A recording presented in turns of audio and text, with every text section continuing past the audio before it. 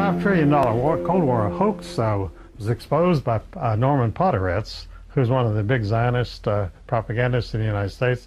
He was the editor of Commentary in New York City of the American Jewish Committee, which was the unofficial Bible of world Zionism.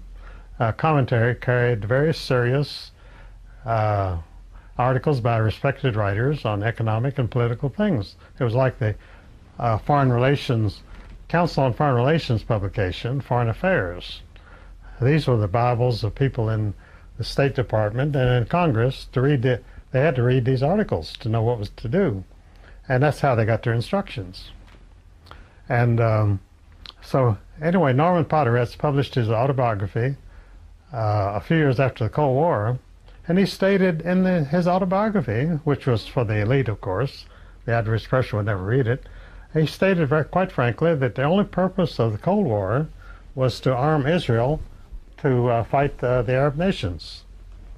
We're in Iraq today because Podhoretz armed Israel in the 1940s, 50s. See, all this came out of the Paris Peace Conference at Versailles in 1919. There's a book called 1919, Paris and Versailles. And that's a very important book. It tells you everything that was done at the Versailles Peace Conference.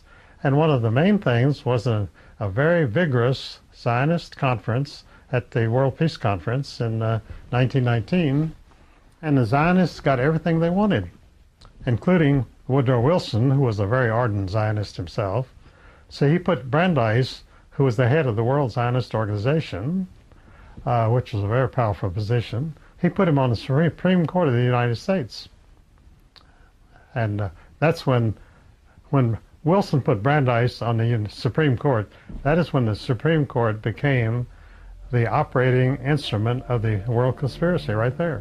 And it's been that ever since. And that's why they voted to put George Bush in the presidency, because they'll do anything that they're told to do.